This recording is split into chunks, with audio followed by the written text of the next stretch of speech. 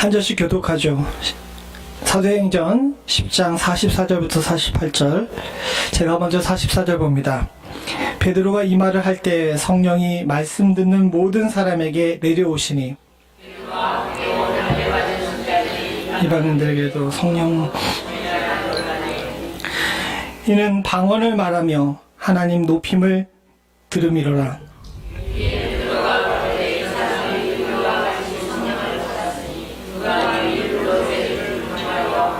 같이 있습니다.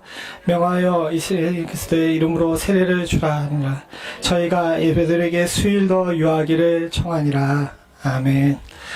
2월 한 달은 전도와 선교에 관해서 함께 말씀을 나누고 있습니다. 특별히 오늘은 이 전도와 선교에 관한 주제로 드리는 설교의 마지막 부분입니다.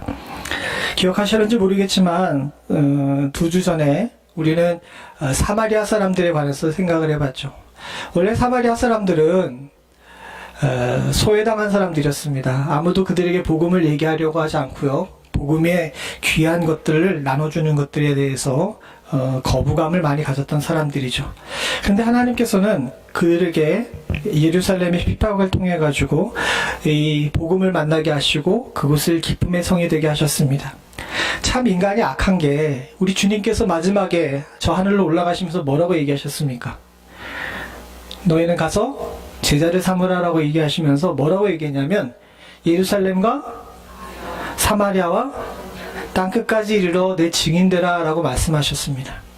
굳이 꼭 찍어가지고 사마리아를 얘기하셨는데도 불구하고 주님께서 승천하신 이후에 예루살렘에서 핍박이 있어서 강제로 그곳에 복음이 전파되기 전까지 아무도 그곳에 복음을 전하지 않았어요.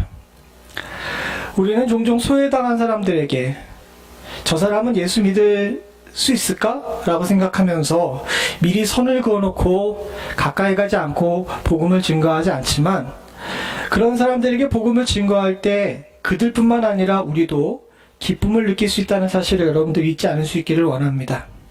전도는 힘든 일인 거 맞습니다. 선교도 힘든 일인 거 맞습니다. 그러나 사랑하는 성도님들, 전도하고 선교하는 일은요 또한 우리들에게 큰 기쁨이 되는 줄로 믿습니다. 이 기쁨은 아는 자들만이 누릴 수 있는 주께서 주시는 축복인 줄로 압니다. 저와 여러분들이 특별히 올 한 해 우리 교회가 이런 기쁨을 누릴 수 있는 축복이 있기를 간절히 소원합니다. 그리고 지난주에 우리는 네시를 만났죠. 에티오피아 네시를 만났습니다. 이 사람은 복음이 참 듣고 싶었던 사람이에요. 그런데 많은 사람들이 그를 무시했죠. 네시라는 이유로. 그리고 그 사람보다는 자신들의 사정에 더 급해서 아무도 그에게 가까이 다가가서 말씀을 가르쳐주는 일을 열심히 하지 않았습니다. 우리 주변에도 많은 사람들이 무시당하는 경우가 있습니다. 간절한 마음으로 주님 앞에 나와서 말씀을 듣기를 원하고 함께 신앙생활 하기를 원하는데 우리 일에 너무 바빠서 때로는 그 사람이 가지고 있는 여러 조건들이 우리 성에 안 차기 때문에 그 사람들에게 가까이 다가가지 못하고 그 사람은 무시당했다고 느끼게 되죠. 이런 일들을 통하여서 많은 사람들이 상처받고 교회를 떠나거나 전혀 잘못된 길로 쫓아갑니다. 요즘 한국이라는 사태 때문에 주목을 받고 있는 한 이단이 있습니다. 아주 오래전부터 굉장히 많은 사람들을 몹시 피곤하게 만드는 그런 자들이었죠. 그 이단의 특수성 중에 하나가 무엇이냐면 예수 안 믿는 사람에게 안 다가가요. 교회 다니는 사람들을 또 교회를 망가뜨리는 일에 집중을 합니다. 근데 그 이단이 타겟으로 삼고 있는 사람들은 대부분 어떤 사람들이냐면 이디오피아 네시처럼 마음에 사모하고 소망하는 마음이 있는데도 불구하고 교회에서 무시당했던 사람들이었습니다. 제가 한국에서 사역할 때 신천지들이 가장 열심히 했던 일은 무료 성경 공부였습니다. 교회 내에서 말씀을 공부하고 싶고 말씀을 알아가고 싶은 욕구가 있는 많은 성도들이 있는데 교회가 너무 다른 일에 바빠요. 그러다 보니까 그런 성도들의 마음을 채워주지 못합니다. 거기에 사단 마귀가 열심히 사용하고 있는 이단의 세력들이 침투합니다. 일간지마다 광고를 내죠. 무료로 성경을 가르쳐 드립니다. 많은 사모하는 자들이 네시와 같은 사람들이 그 꼬임에 넘어갔습니다.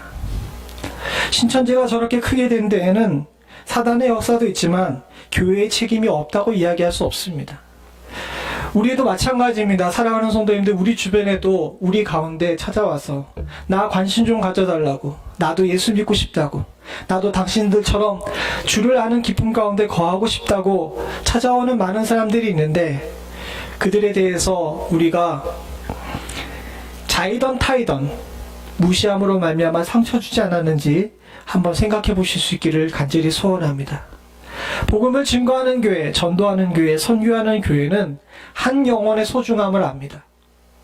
사랑하는 성도님들, 우리는 이 한 영혼의 소중함을 제대로 알아 우리 가운데 서로 무시하는 자가 없기를 간절히 소원합니다.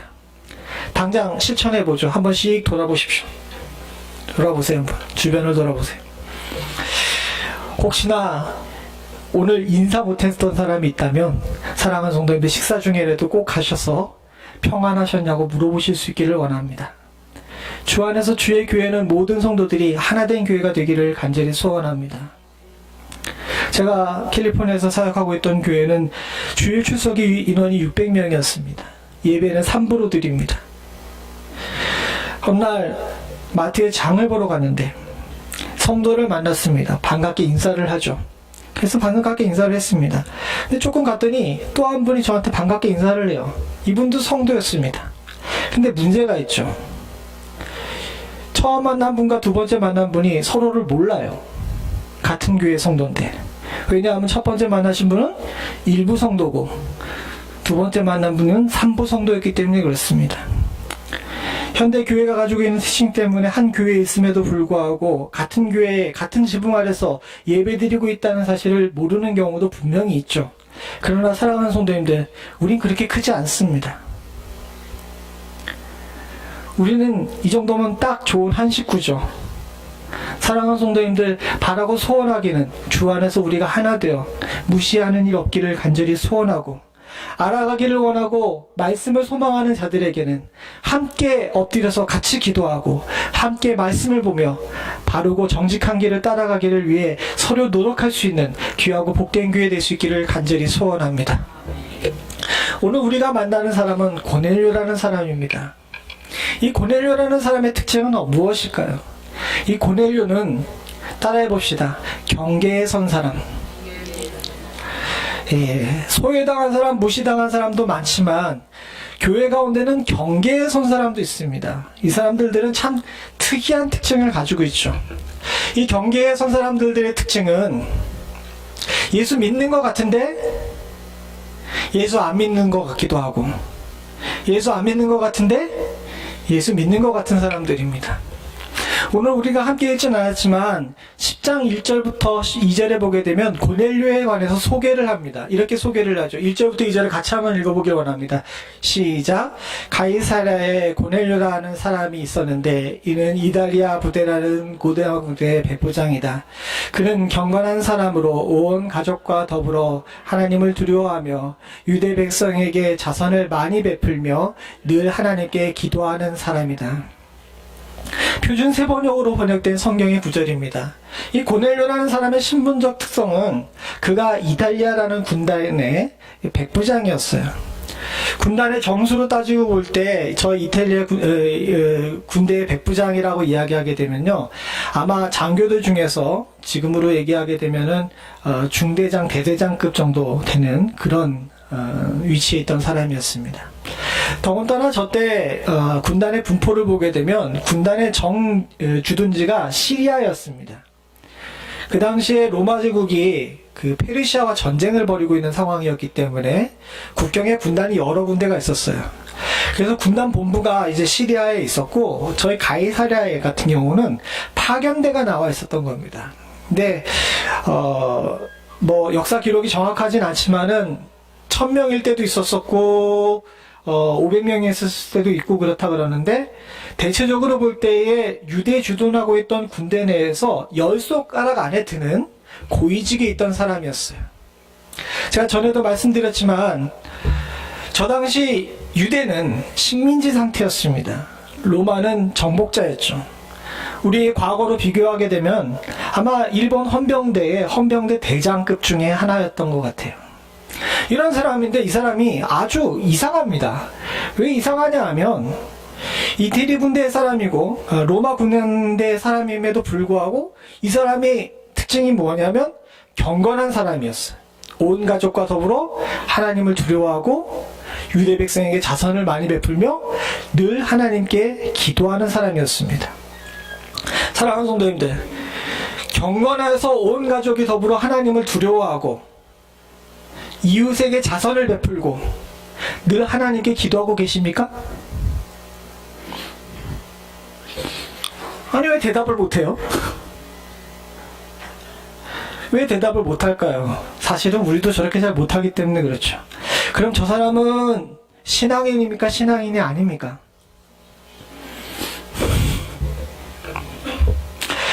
근데 또한 22절을 함께 보기를 원합니다. 같이 봅니다. 시작.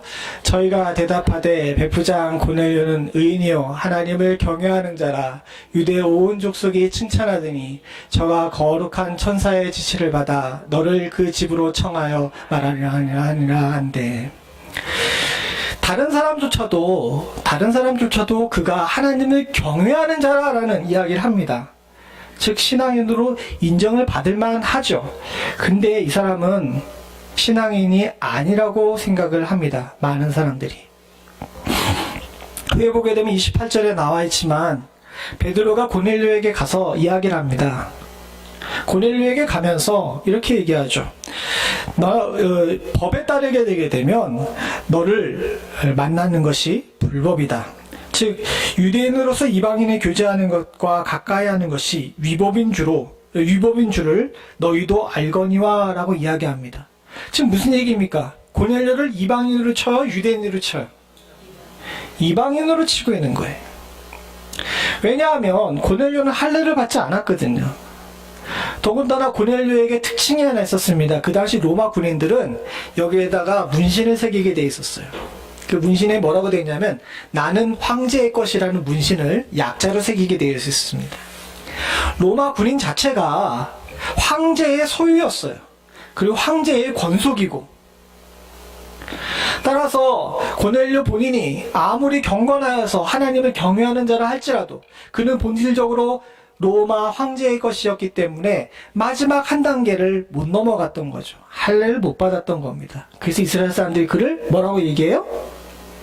이방인으로 이야기합니다.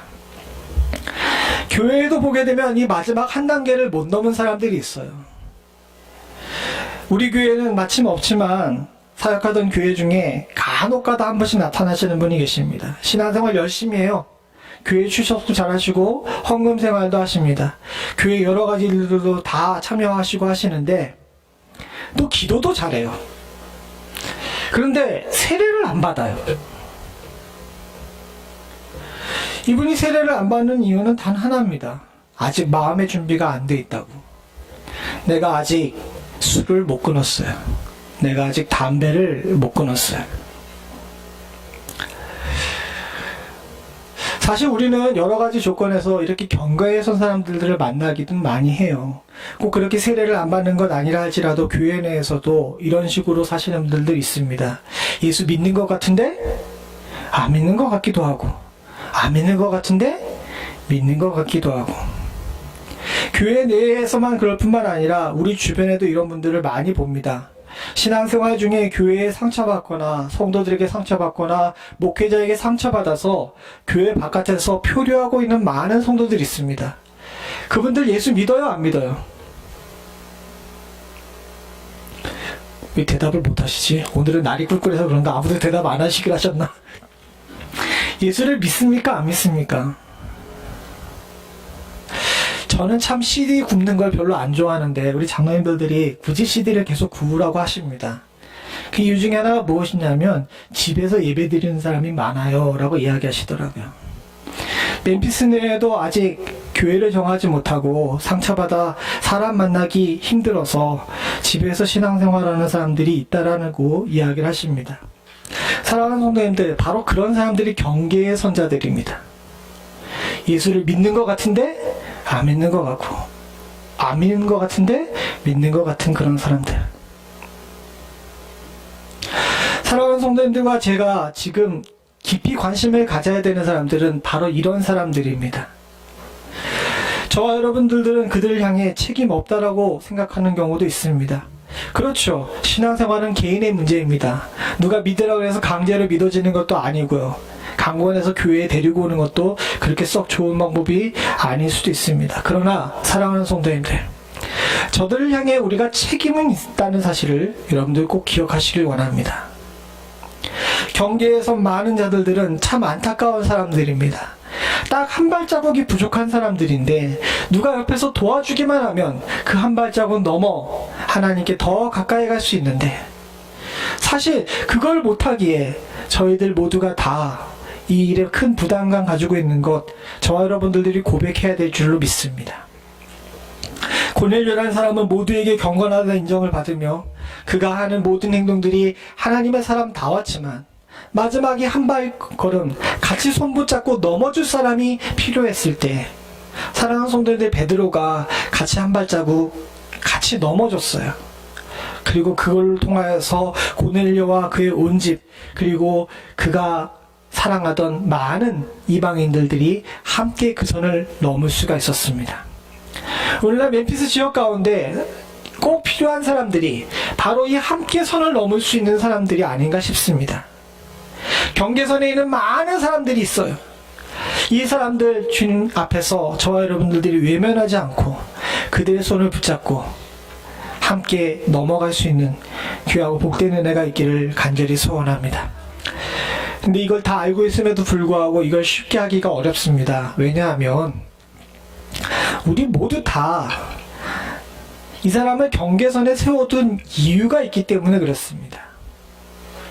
오늘 고넬료도 경계선에 선 이유가 있었죠. 14절에 같이 한번 읽어보길 원합니다. 같이 봅니다. 시작. 베드로가 가로되 주여 그럴 수 없나이다. 속되고 깨끗이 아니한 물건을 내가 언제든지 먹지 아니하였사옵나이다. 다 아는 것처럼 9절부터 23절까지 오늘 읽진 않았지만 여기 아주 유명한 환상이 나옵니다. 베드로가 환상을 보죠. 하늘에서 보자기가 내려옵니다. 그 보자기에는 온갖 부정한 짐승들이 있죠. 근데 주님께서는 이 보자기를 가르쳐서 베드로야 일어나 잡아 먹으라 라고 이야기합니다. 이 베드로가 오늘 본문에 우리가 함께 읽은 것처럼 속되고 깨끗이 아니한 물건을 내가 언제든지 먹지 않았습니다 라고 이야기하죠. 그런데 함께 읽지는 않았지만 여기 뒤에 나온 주의 말씀이 있습니다. 하나님께서 깨끗게 하신 것을 내가 속되다 하지 말라 하더라. 15절의 말씀이죠. 사실 베드로가 잘못한 건 아닙니다. 분명히 오경에 보게 되면 되새김질하지 않고 굽이 갈라지지 않은 것, 비늘을 가진 것들을 먹지 말라고 이야기를 했어요. 그리고 바다의 물고기 중에서 비늘을 가지고 있지 않은 고래와 같은 것들도 먹지 말라고 이야기하셨습니다. 여러분 장어 좋아하시죠? 장어는 먹어야 될까요? 먹지 말아야 될까요? 율법에 따르게 되면 먹지 말라고 되어 있죠. 사실 그것을 먹지 말라 그런 데는 그에 합당한 이유가 있었습니다. 그 당시에 많은 부분에서 굽이 갈라지거나 되새김질하고 있지 않은 많은 짐승들이 기생충들을 많이 가지고 있었대요. 그래서 뭐라 그래야 될까요? 위생에 관한 문제에 있어서 그렇게 했다라고 성경학자들이 이야기하기도 하고요. 또 다른 한편에서는 다른 이방인들과 구별하기 위해서 그렇게 했다라고 이야기도 하긴 합니다. 근데 문제가 하나 있습니다. 15절에 보게 되면 오늘 우리가 읽진 않았지만 하나님이 깨끗게 하신 것을 내가 속되다 하지 말라라고 이렇게 이야기하죠. 사실 이 베드로가 나는 속되고 깨끗이 아니한 물건을 먹지 아니한다 그랬는데 그 먹지 말라 그러신 분은 누구예요? 예? 하나님이시죠. 지금 먹으라 그러신 분은 누구예요? 우리는 종종 본체를 잃어버리고 객체에 집중하는 경우가 많이 있습니다. 저기에서 먹지 않는 것은 하나님의 명령에 순종하기 위해서예요. 그런데 하나님의 명령에 순종하기 위해서 안 먹는다 그러면서 지금 뭘 어기고 있어요? 하나님의 명령을 어기고 있는 논리적 모순이 있게 되는 거죠. 여기에는 인간이 가지고 있는 습성이 하나 있습니다. 여러분 모두 다 습관을 가지고 계시죠? 개인이 가지고 있으면 습관입니다. 그런데 이 습관이 점점 옆으로 번지게 돼요. 내가 가지고 있는 습관을 가지고 옆에 있는 사람들에게 나도 모르게 영향을 끼치거나 그 사람에게 강요를 합니다. 그러다 보게 되면 이 사람도 그것을, 옆에 있는 사람의 습관을 따라가게 되죠. 한 사람이 개인이 가지고 있는 행동의 양식은 습관인데, 이것이 퍼져가지고 공동체가 같이 함께 공유하게 되면 이 습관이 거꾸로 하게 되면 뭐죠? 관습이 돼버립니다. 그리고 관습이 되는 그 순간 이 관습을 무너뜨리기가 너무 어려워요. 사랑하는 성도님들, 우리 민족은 한민족 역사를 하나 이야기를 하죠. 목욕을 잘했을까요? 못했을까요? 많이 했을까요? 적게 했을까요? 예, 우리나라 사람들은 목욕을 잘 안 했습니다. 그런데 고대에는 그러지 않았어요. 고려시대 때까지만 해도 한국 사람들은 중국의 사서에 보게 되면 목욕을 참 열심히 하는 사람들이었답니다. 근데 조선시대에 들어가지고 목욕을 안 하게 됐어요. 왜 그랬을까요?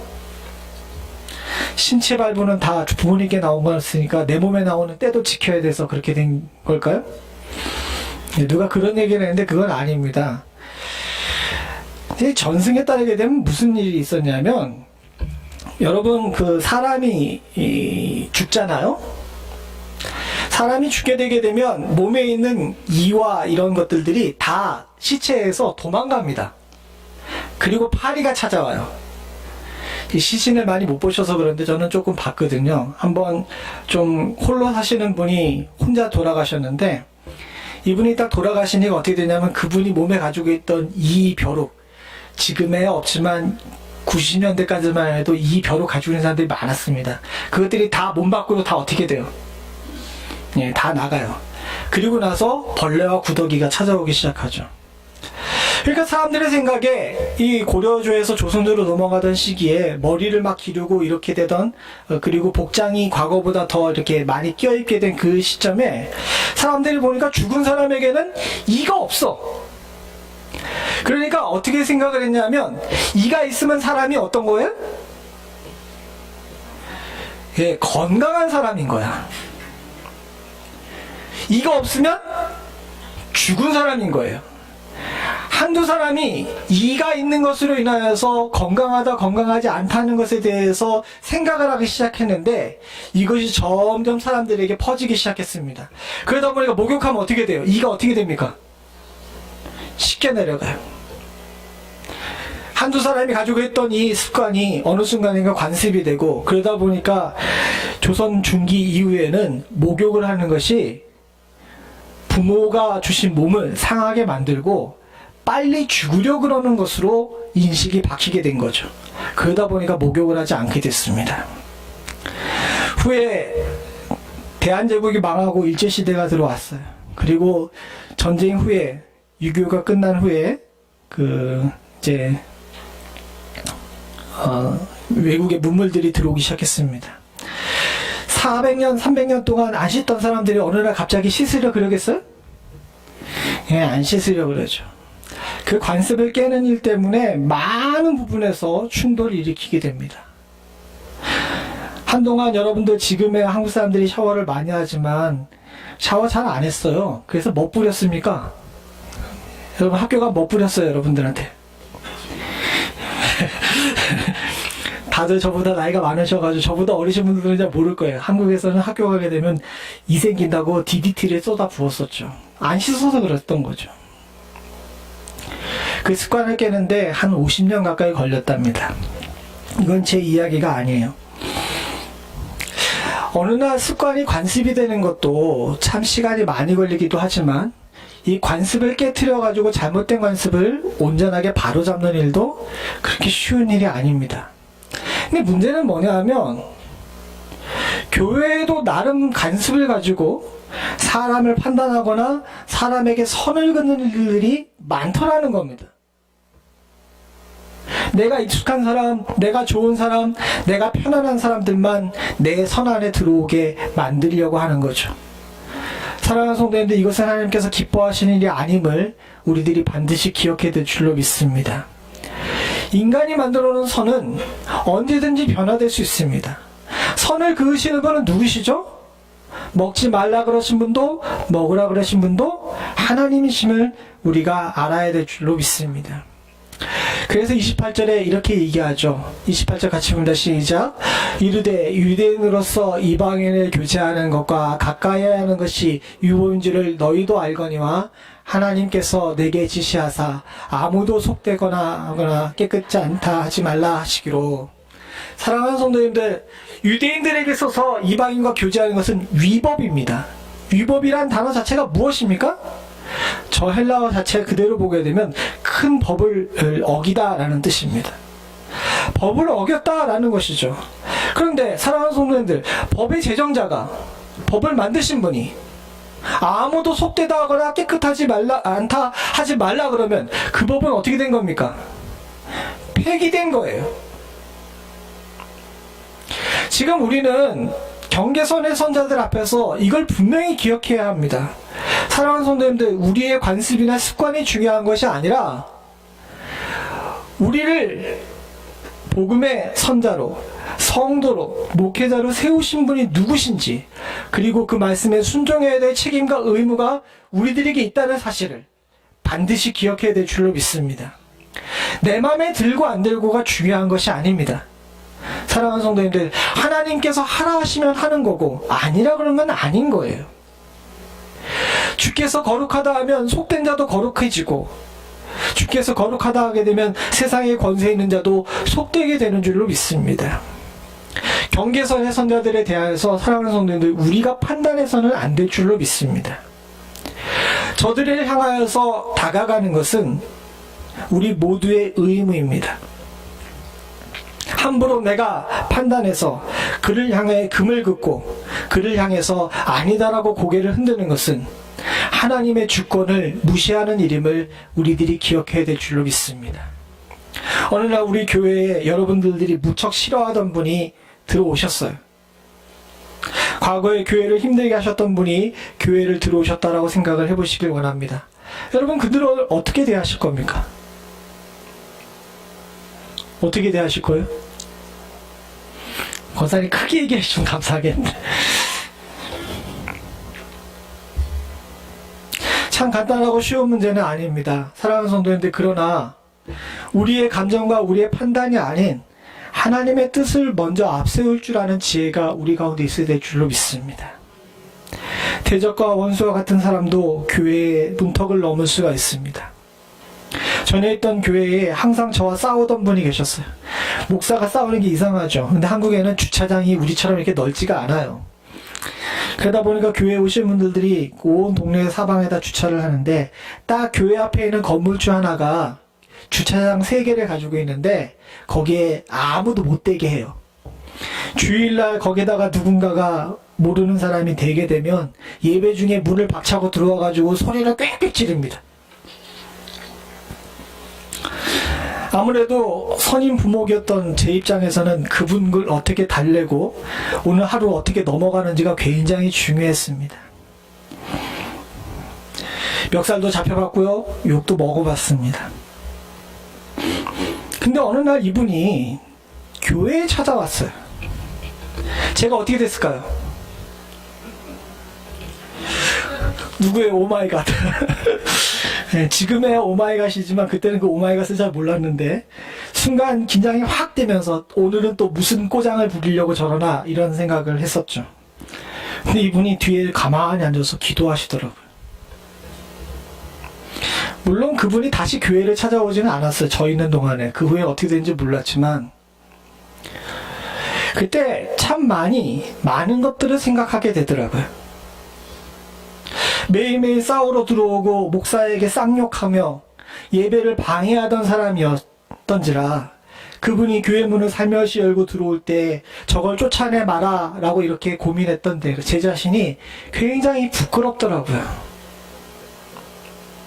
그날 그에게 하나님께서 어떤 마음으로 예배당에 가서 기도하게 하셨는지는 모르겠지만, 사랑하는 성도님들, 이것 또한 하나님의 뜻인 줄로 믿습니다. 제가 제 관성에 따라서, 습관에 따라서, 경험에 따라서 들어오지 말라 그랬으면 얼마나 하나님 앞에 가서 부끄러운 일이 벌어졌을까 생각을 해보셨습니까? 오늘날 우리 교회에도 마찬가지입니다. 우리의 마음에 안 드는 사람들, 우리의 관습에 안 맞는 사람들, 내가 알고 있는 상식준으로 세워서 판단하기를 즐겨합니다. 그러나 사랑하는 성도님들, 전하는 것까지만이 우리의 책임이고 그 후의 문제는 하나님께 속한 일입니다. 고넬료가 아무리 경건한 자라 하더라도 그가 하나님의 성령의 택함을 받아 베드로에게 복음을 듣고 성령 충만하지 않게 되게 되면 그가 성령의 세례, 물의 세례에 합당한 자가 아닐 겁니다. 여러분 혹시 기억하십니까? 예수님 생전에 살아계실 때 자신의 종을 위해서 예수님을 찾아갔던 한 백부장 여러분들 기억하시죠? 참 그 사람이 궁금했어요.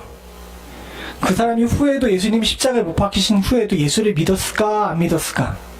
여러분 믿었을까요 안 믿었을까요? 몰라요. 성경에서 얘기 안 하니까 모릅니다. 저 당시에 고넬료 말고도 경건했던 백부장들이 꽤 있었던 것 같아요.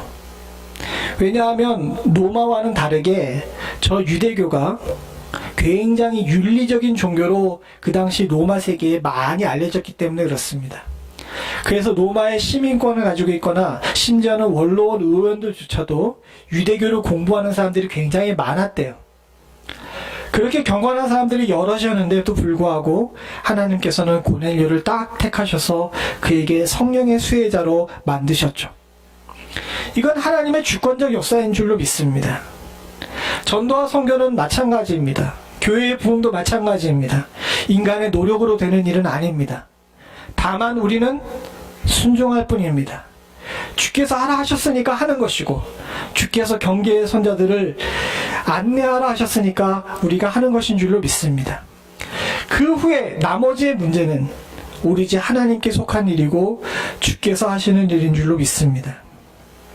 내가 책임지도 않아도 될 일, 또 교회가 책임지지도 않아야 될 일에 대해서 성공했다, 성공하지 않았다 평하지 않으실 수 있기를 원합니다. 열심히 복음을 전했는데 그해 한 해 아무도 교회에 등록 안 할 수도 있어요, 없어요? 그러면 교회 전도 실패한 겁니까? 진짜 실패는 그렇게 실패할까봐 무서워서 아무에게도 복음을 증거하지 않은 것이 실패인 줄로 압니다. 사랑하는 성도님들, 전도하고 선교하는 일은 세상 사람들이 얘기하는 것처럼 합리적으로 판단할 수 있는 일은 아닙니다. 주께서 하라 그러셨으니까 하는 것이고요. 하라 그래서 하면 그냥 성공입니다. 사랑하는 성도님들과 저에게 있어서 올 한 해는 주님 안에서 주의 명령을 성공적으로 수행하실 수 있는 한 해 될 수 있기를 소원합니다. 후에 열매는 주께서 알아 하실 줄로 믿습니다. 같이 기도하시겠습니다.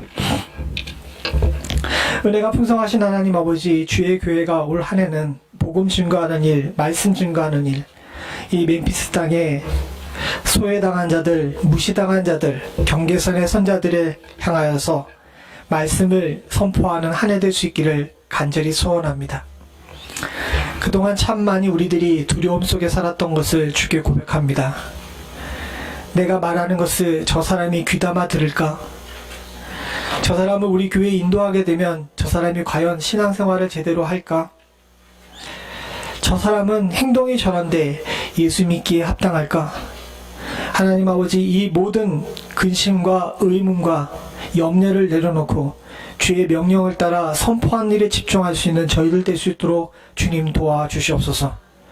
지금도 많은 자들이 경계선에 서서 어찌할 바를 모르고 있는 이때 우리들에게 주의 명령을 따라 준행하며 그들의 손을 붙잡고 함께 선을 넘을 수 있는 용기를 허락하여 주시옵고, 이 순종함을 통하여서 주께서 이룰 역사에 하나님 아버지 성공적인 성도들, 성공적인 교회 될 수 있도록 주님 도와주시옵소서.